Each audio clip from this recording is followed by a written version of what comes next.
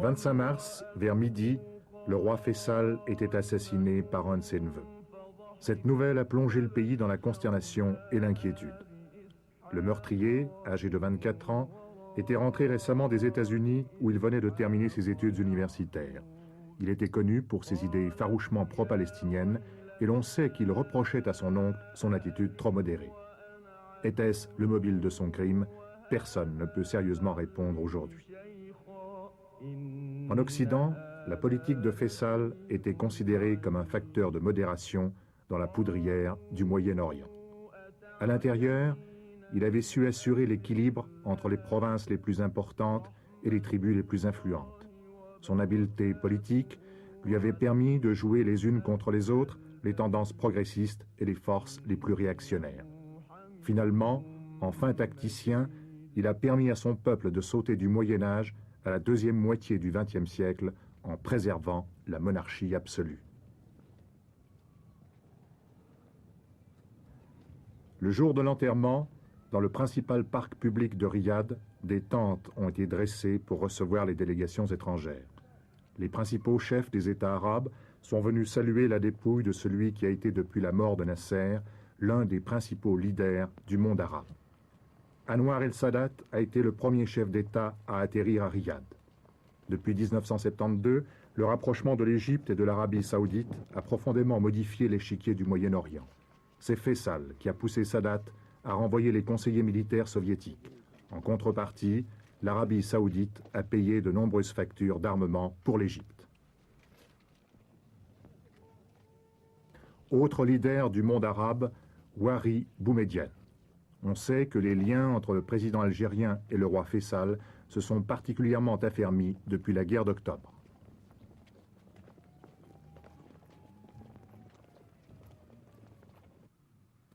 De Bourguiba à Juan Carlos, ces funérailles ont réuni des représentants de la plupart des États qui entretiennent des relations avec l'Arabie saoudite.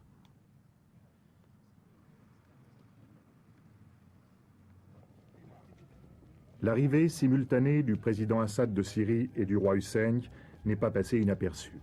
Le président Assad n'a pas oublié que s'il a pu renouveler et augmenter le potentiel militaire de son armée, c'est grâce aux subsides de l'Arabie saoudite.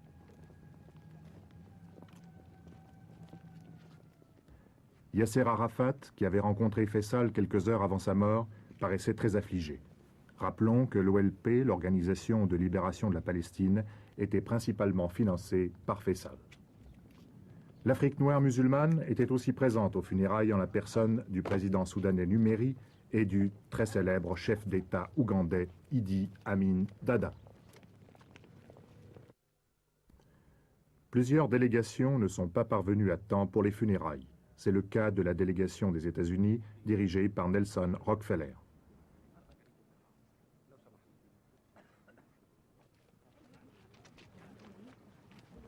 Le nouveau roi, Khaled Ben Abdulaziz, conduit la marche mortuaire.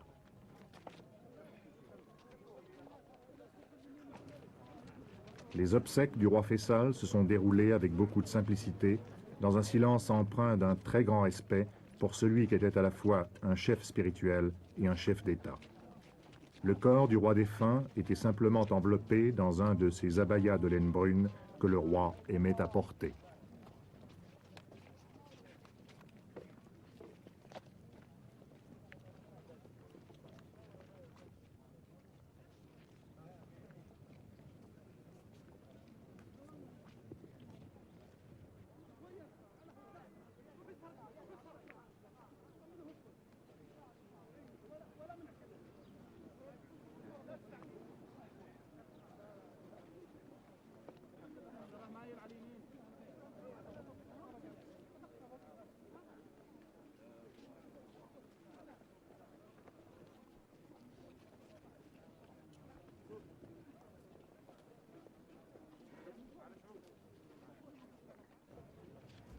Accourus en toute hâte des autres villes du royaume et même des oasis les plus éloignées, les Saoudiens sont venus en masse rendre un ultime hommage à leur roi. On a estimé à plus d'1 million le nombre de personnes qui ont suivi les obsèques. For all Saudis, I think King Faisal was more than a king. Le roi Faisal était plus qu'un simple monarque, il était le père de tous les Saoudiens. Pour moi, qui suis un membre de la nouvelle génération, il était même plus que monarque et père, il était pour nous un exemple stimulant de sagesse, de foi et de courage. Stimulation to us. He was a source of wisdom and of faith, of courage. A man who proved to us and to everybody. C'était un homme qui nous a prouvé, à nous comme aux autres, qu'il est possible d'accomplir de grandes choses en un laps de temps limité. He accomplished things that take generations to be accomplished. Au cours de ces 11 années de règne, il a réalisé une œuvre dont l'édification aurait normalement pris des générations. Young, educated people. And it was always one of his main interests to spread. Il faisait confiance aux jeunes intellectuels. L'instruction pour tous, telle était l'une de ses grandes préoccupations, ainsi que la formation des jeunes saoudiens pour leur apprendre à utiliser les moyens modernes leur permettant de développer l'Arabie saoudite. Comme vous pourrez le constater, bien des postes de responsabilité sont occupés dans notre pays par des jeunes. Le roi Faisal faisait confiance à la jeunesse et lui montrait qu'elle pouvait faire beaucoup pour le pays. To do a lot for their country. Il nous a appris à rendre service à nos frères infortunés, à œuvrer en faveur de l'épanouissement de notre pays. Brothers. And he taught us how to be of service to them, how to develop our country. Et il était aussi le leader du monde arabe. He was Oui, certes, le leader de tous les Arabes. Il voulait unir non seulement son propre peuple, mais encore les Arabes de tous les pays, tous les musulmans, tous les croyants. also all the Muslims. And also everybody who believed in C'était un God. homme qui avait une foi inébranlable en Dieu, en son pays, en son peuple, et en tous ceux qui croient en Dieu, ceux-là même qu'il voulait unir. Believed in God, and he sought to bring all these people together. He was a man of peace, a man of wisdom. C'était un homme de paix, un sage. Il vivra dans nos mémoires non seulement pour ce qu'il a accompli lui-même, mais encore pour tout ce qui sera fait grâce à l'œuvre qu'il a réalisée.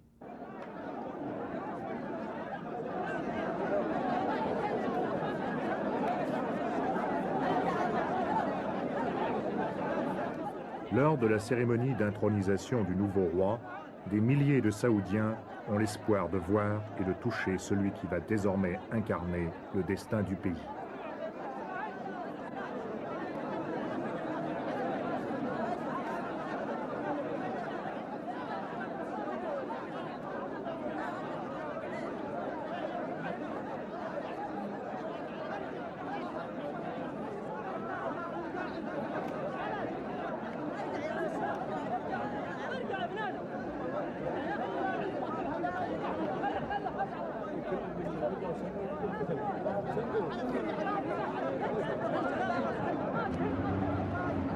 C'est au palais du gouverneur que les dignitaires du régime sont venus saluer le nouveau monarque. Selon la tradition, le peuple sait que lui aussi pourra pénétrer dans le palais. Pour les accueillir tous, le nouveau roi devra poursuivre la cérémonie le lendemain.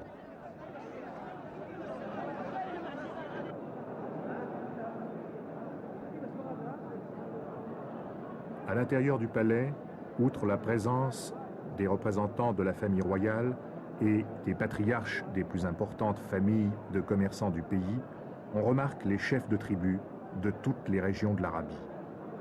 On rencontre même dans cette assemblée d'anciens guerriers qui ont combattu aux côtés d'Ibn Saoud, le père de Faisal, lors de la création du royaume. Et le nouveau roi, Khaled Abdulaziz, intronisé en toute simplicité, reçoit dans la bousculade les chefs de tribus qui viennent faire acte d'allégeance.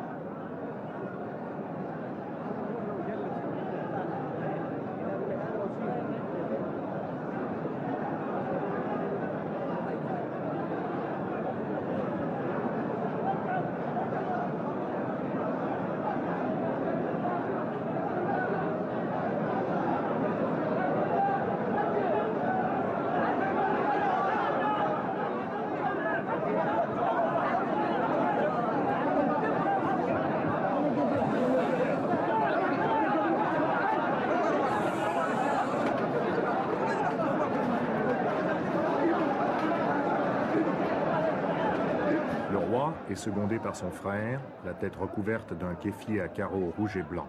Il s'agit du prince héritier, Fahd Ben Abdulaziz, l'homme fort du nouveau régime. Tous les moyens d'information du pays ont réservé dans leurs notes biographiques autant de place au prince héritier qu'au nouveau roi. C'est pourquoi l'on a parlé d'un royaume désormais bicéphale.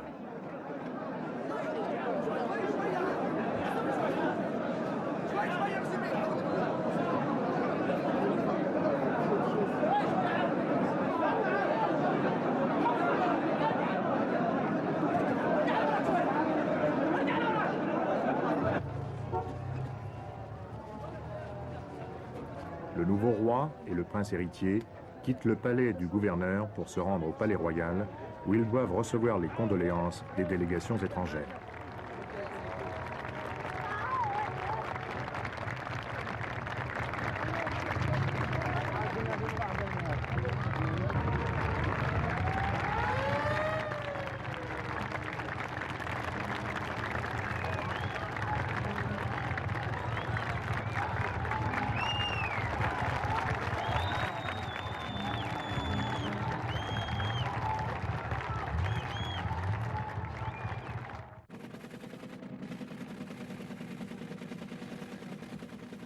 Troisième producteur de pétrole du monde, derrière les États-Unis et l'Union soviétique, l'Arabie saoudite est le premier exportateur d'or noir.